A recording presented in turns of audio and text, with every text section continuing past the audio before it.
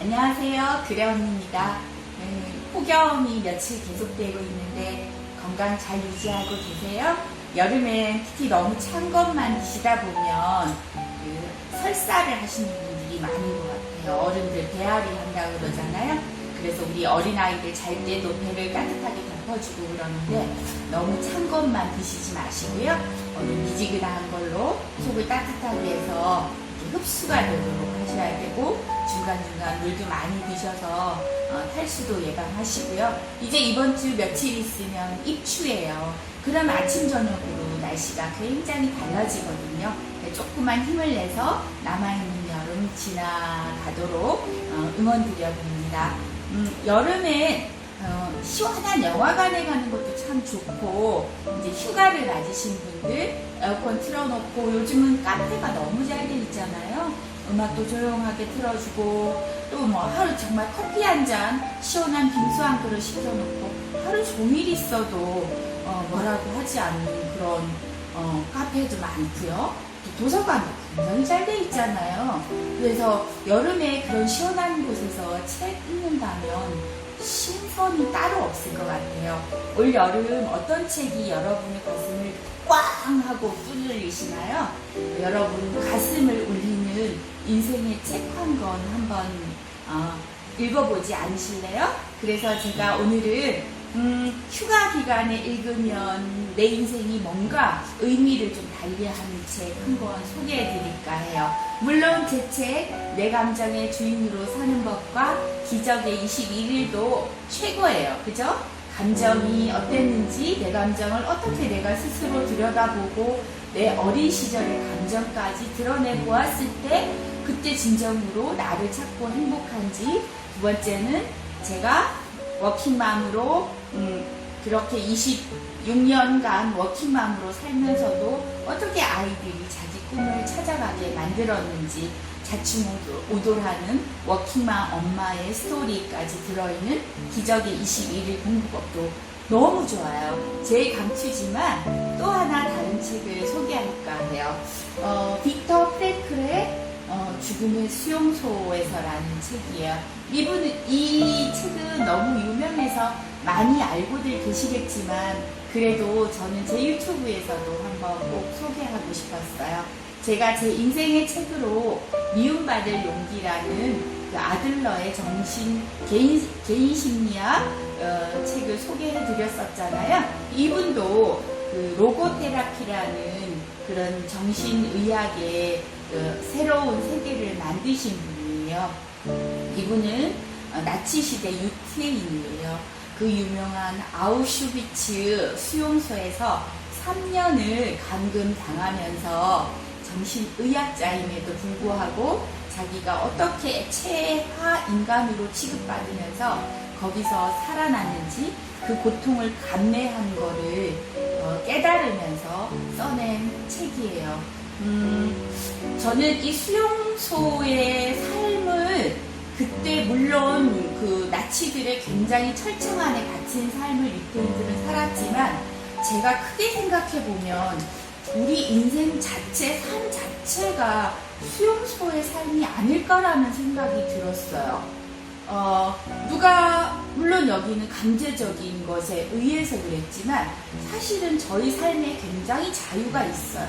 말하는 자유도 있지만 내가 살아가서 태어나서 죽는 그 과정까지 살아내야 된다고 하는 걸 따지면 저 스스로의 규칙을 세우고 만들어 나가는 거는 이 삶 자체가 큰 하나의 수용소가 아닐까라는 생각도 가졌습니다. 여기 보면 죽음조차 희망으로 승화시킨 인간 존엄성의 승리라고 되어 있는데요. 글쎄요, 죽음 앞에서 정말 초연해질 수 있는 사람이 있을까요? 이분이 겪어본 바는 있대요. 누구나 지금 당장 눈앞에서 너 죽여버릴 거야, 너 죽일 거야 하고 협박하면 누구나 개돼지가 되지는 않는데요. 거기서도 초연하게 죽음을 받아들이고 아주 의연하게 죽어가는 사람이 있는 것을 발견했다고 합니다. 그래서 어떤 사람이 죽음에 그렇게 초연할 수 있고, 그리고 똑같이 수용소 생활을 하면서도 똑같이 어려움과 시련과 공포를 겪으면서도 그 안에서 자기를 이겨내고 희망을 찾아내서 삶의 의지를 갖고 찾아낸 사람들을 살펴보았더니 결국은 삶을 자기 스스로 살아야 하는 책임감, 물론 이분도 가족, 부모님, 아내, 형제들이 자기 자녀들까지 그 수용소에서 다 죽게 되거든요. 그럼에도 불구하고 자기가 살아야 되는 이유를 찾으려는 게 굉장히 노력한 것 같아요. 이분은 의사이자 정신분석학자이니까 자기가 연구한 그 원고 뭉치를 제수복 안에 몰래 숨겨놨다가 마지막에 그것까지 빈정거림을 당하면서 없애고 나서 그 조그만 쪽지에다가 자기 원고를 잊지 않으려고 써내려가면서 그 원고를 완성하겠다는 그런 데 의미를 가지기도 했었거든요. 그런데 이 책들을 보면서 물론 그 여러분들 나치 그 게슈타프 이런 그 영화 많이 보셨죠? 레지스탕스 이런 거. 저도 그런 영화를 좋아하긴 했는데 참 가슴이 떨려서 뭐라고 그 가슴 떨리는 그 상황을 손 떨리고 발 떨리고 가슴 떨려서 막 끝까지 보지 못한 영화들이 굉장히 많은 것 같아요. 거의 생각나는 거는 신들러 리스트, 글루밍 데이 이런 그 영화들이 이걸 보면서 생각이 나기도 했었어요. 그리고 유명한 그 안내 일기, 그 안내가 다락방에서 썼던 그 일기, 누군가의 기록이 없었다면 그런 게 나중에 밝혀지지 않았겠죠. 참 기록이란 그리고 책이란 중요하다는 생각을 합니다. 자기 자신의 경험들을 적어 놓았기 때문에 나의 인생이 뭔지 한번 생각해 보는 거에서는 참 좋은 책입니다. 누구나 왜 살아야 하나, 내가 왜 살고 있지, 무엇 때문에 살고 있지라는 삶의 벽에 부딪혔을 때, 특히 우리 중년들, 저처럼 갱년기 우울증, 무기력증, 빈둥지 증후군을 앓게 되었을 때는 굉장히 앞만 보고 열심히 살다가 어느 순간 꽝 하고 부딪혀오는 그 막막함이 있습니다. 아무도 기다려주지 않는 집, 더 이상 크게 내가 필요할 것 같지도 않은, 나를 잃어버리고 열심히 살았는데 어느 날 보면 나 혼자 벌판에 버려진 것 같은 그런 느낌, 그런 공허함, 배신감, 무기력감 이런 걸 느끼는 사람에게 왜 살아야 하는지를 깨닫게 해주는 좋은 책이어서 휴가 기간에 한번 읽게 해주고 싶은 생각이 들더라고요. 여기에 보면 이렇게 감동적인 내용이 있네요. 강제 수용소에 있었던 우리들은 수용소에도 막사를 지나가면서 다른 사람들을 위로하거나 마지막 남은 빵을 나누어 줬던 사람들이 있었다는 것을 기억하고 있다. 물론 그런 사람이 아주 극소수였을지 모른다. 하지만 이것만 가지고도 다음과 같은 진리가 옳다는 것을 입증하기에 충분하다. 그 진리란 인간에게 모든 것을 빼앗아갈 수 있어도 단 한 가지, 마지막 남은 인간의 자유, 주어진 환경에서 자신의 태도를 결정하고 자기 자신의 길을 선택할 수 있는 자유만은 빼앗아갈 수 없다는 것이다. 그러면서 도스토옙스키의 이런 말을 인용하셨어요. 내가 세상에서 한 가지 두려워하는 것이 있다면 그것은 내 고통이 가치 없는 것이 되는 것이다. 고통이나 시련을 당할 수는 있지만 그게 아무 무의미 없이 지나간다면 내가 마지막 어차피 내가 죽을 거라면 누굴 위해서 빵 한 조각을 주는 거를 베풀어주고 갈 수 있는, 죽어가는 다른 사람에게 베풀어주고 갈 수 있는 용기, 선택이겠죠. 내가 선택할 수 있는 용기를 가지는 거예요. 그죠? 그거 여러분 할 수 있을까요? 내가 배가 고파서 곧 죽을 것 같아요. 제가 어느 분 보니까 자살을 하려고 바위에 올라갔는데 너무 추워서 죽지 못하겠더래요. 그거는 선택을 잘한 거이긴 해요. 살려는 선택을. 그렇지만 그 죽음의 순간까지도 그런 아주 자잘한 것들이 나를 괴롭히고 선택하게 만듭니다. 그랬을 때 내 빵 한 조각을, 마지막 남아있는 이 빵 한 조각을 죽기 전에 누구라도 그 기본 욕구를 채우고 싶지 않을까요? 우리가 사형수들한테도 마지막 담배를 피우게 하는 것처럼. 그런데 이분은 그걸 선택할 수, 다른 사람을 위해서 내어줄 수 있는 용기를 가졌을 때 그 고통을 정말 가치 있게 썼다고 할 수 있을 것 같아요. 저도 제가 인생을 휘둘러서 그런 갱년기와 무기력에 우울증 늪에서 헤맸지만, 제가 이런 책을 쓰지 않고 제 인생을 다시 가치 있게 살아보자고 선택하지 않았다면 저는 내리막길을 달리고 계속 우울증 환자, 그리고 아이들에게 정말 못난 엄마, 사회에서도 정말 가치 없는 사람으로 살게 되었겠죠. 그렇지만 내가 다시, 그래, 나 이대로 주저앉을 수는 없어. 내가 어떤 사람인데, 나는 이대로 절대 내가 어떻게 여기까지 왔는데 내가 어떤 사람인지 보여줄 거야. 나는 잘할 수 있어. 라고 제 결심을 했을 때 제가 가치 있게 살자고 선택한 거죠. 여러분은 어떤 가치를 가지고 살고자 선택하고 계시나요? 그냥 하루하루 해 뜨니까 눈 떠서 일어나고 시간 돼서 아침 먹고 점심 먹고 저녁 먹고 다시 자고 그렇게 생각하고 살고 계시나요? 어떤 삶의 선택을 하고 계신지 궁금하네요. 여기에서는 이렇게 시련이 주는 의미, 그 시련을 통해서 자신을 받아들일 줄 아는 운명을 선택하는 내 십자가를 어떻게 지고 갈 수 있는지, 그런 책임감을 가질 수 있는 게 사람이라고 얘기합니다. 그래서 사람에는 여러 가지 종류가 있지만 그렇게 착한 일을 하고 가치를 주는 거에서는 미래에 대한 기대가 삶의 의지를 불러일으킨다고 합니다. 내가 그 수용소를 탈출해서 가족을 만나고 다시 내가 그렇게 한평생을 걸었던 어떤 원고를 완성하고 뭔가 이룰 수 있고 사랑을 다시 나눌 수 있고 사랑하는 가족의 얼굴을 볼 수 있는 그 의미를 찾을 수 있는 사람은 어떤 순간이 와도 결코 삶을 포기하지 않았다고 합니다. 그래서 우리가 살아갈 때 정말 그런 생각 들잖아요. 정말 나 왜 살지? 뭐 때문에 살지? 뭐 오늘 죽거나 30년 뒤에 죽거나 무슨 의미가 있겠어? 특히 중년 이후에, 특히 노년 이후에 이제 제 친구들 어머니들 보면 다 80, 90 거의 가까이 되시거든요. 그러면 말씀하세요. 하루하루가 지겨워.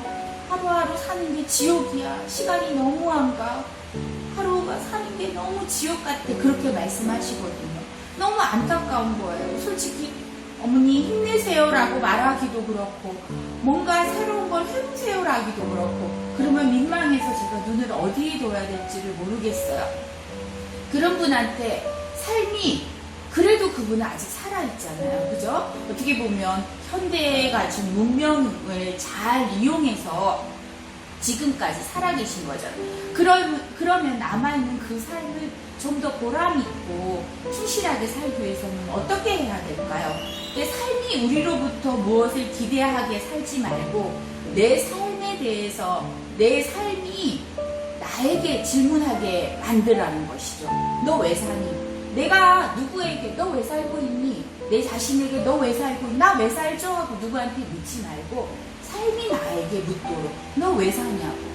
나는 잘 살기 위해서. 난 태어났으니까. 난 뭘 하기 위해서. 난 행복하기 위해서. 난 사랑하기 위해서 그렇게 사는 걸 계속 찾아내야 된다는 거죠. 삶의 의미는 사람마다 다르고 때마다 다르니까 삶이 우리한테 던져준 과제를 해야 된다는 거죠. 내가 우주의 어떤 존재로 이곳에 왔던 지구별에 온 의미를 찾아서 살 때 내 삶의 의미가 있다는 거야. 그렇게 되면 뭔가 의미를 찾다 보면 그 삶에 대해서 감사하겠죠. 여러분, 세상에서 가장 행복한 사람이 누군지 아세요? 감사한 사람이랍니다. 감사한 사람.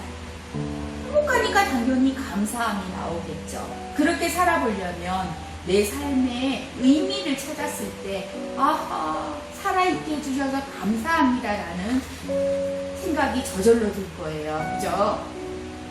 이렇게 내 삶을 살 수 있게 해주는 여러 가지 좋은 내용들이 많아요.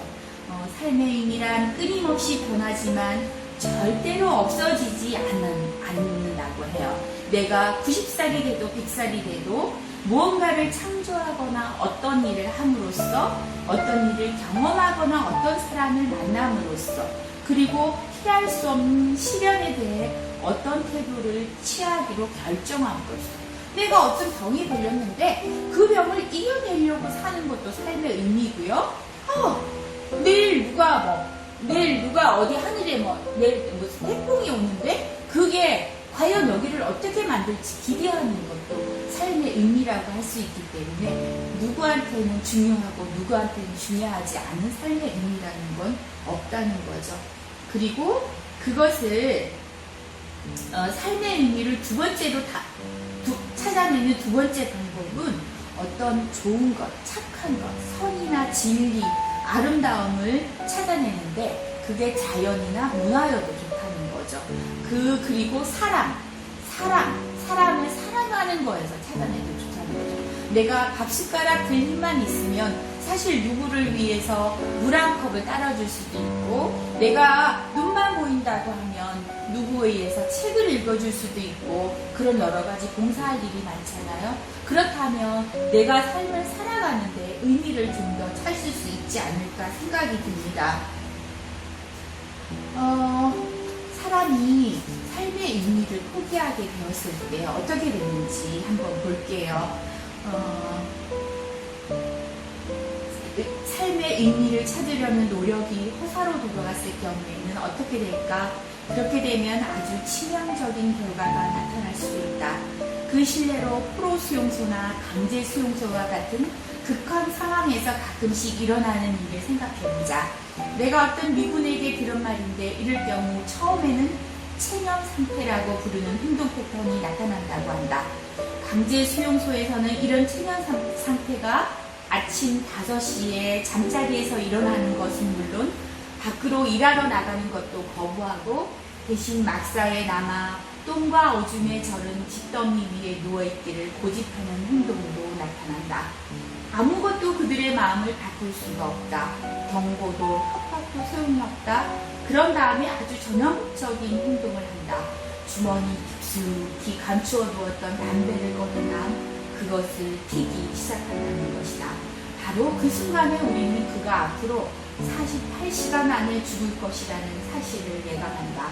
의미를 찾으려는 의지가 없어지고 순간적인 쾌락을 추구하는 게 뒤를 잇는 것이다. 매일매일 살아가면서 우리는 이런 경우를 되게 많이 봐요. 저는 병원에 근무를 하니까 암 환자들이 어떤 사람은 굉장히 괴로워하면서 원망을 해요. 나에게 왜 이런 시련을 주느냐고, 내가 왜 이런 고통을 받아야 하느냐고. 하지만 어떤 사람은 그런 순간에도 자기가 마지막 순간에도 자기의 심장이나 각막을 이식하고 심장을 남겨주고 죽는 사람들이 있어요. 그리고 내가 죽더라도 나의 눈과 심장이 다른 사람에게 이식되면 살아간다고 생각하는 것이 사람들도 있어요. 어떻게 죽어야 할지도 나타내는 거죠. 그죠? 이렇게 내가 삶을 포기하는 사람과 삶을 부여잡는 사람은 엄청난 차이가 있는 것 같아요. 요즘은 여러 젊은 사람들, 특히 젊은이들이 3포 세대니 7포 세대니 이런 포기를 많이 하잖아요. 삶의 의미를 찾지 못해서 그런 것 같아요. 그리고 굉장히 일찍 성공한 연예인들이나 스포츠 선수들 보면은 마약에 많이 빠지잖아요. 마약에 빠지고 막 쾌락을 추구하는 것도 그 순간적인 쾌락, 뻔히 어떻게 될지는 뻔하면서도 그런 쾌락을 추구하게 되는 게 삶의 의지를 더 이상, 삶의 의미를 찾지 못해서라고 합니다. 그래서 그런 작은 행복을 하나하나 찾아가는 게 뭘까요? 행복은 강도가 아니라 빈도라는 말 들어보셨죠? 뭐든지 우리가 오늘 아침 한 끼 푸짐하게 먹었다고 내일, 오늘 점심, 그리고 오늘 저녁 굶을 수 없잖아요. 점심 한 끼 정도야 굶을 수 있지만 저녁도 먹어야 되고 다음 한 끼도 또 먹어야 되죠. 그렇게 작게 내가 원하는 것, 맛있는 것을 먹었을 때 또 더 행복함을 느끼잖아요. 그것처럼 살아가는데 작은 행복, 이렇게 삶의 의미를 가르쳐주는 책 한 권, 소확행이죠. 진정한 소확행 아니에요? 내가 먹고 싶은 거 먹고 자고 싶은 거 자고, 이건 삶의 의미가 진정하게 없을 것 같아요. 이렇게 진정한 삶의 의미를 가르쳐주는 정말 진정한 소확행의 의미를 바로 알고서 이런 걸 찾아갈 때 내 삶의 의미를 다시 깨우치지 않을까요? 시대가 좀 지난 책이긴 하지만 우리한테 지금 현대인들을 다시 살아야 될 의미를 찾는 중년들, 젊은이들, 그리고 어른, 노년들에게 내 삶이 얼마나 소중한지를 깨우쳐주는 책이라고 생각합니다.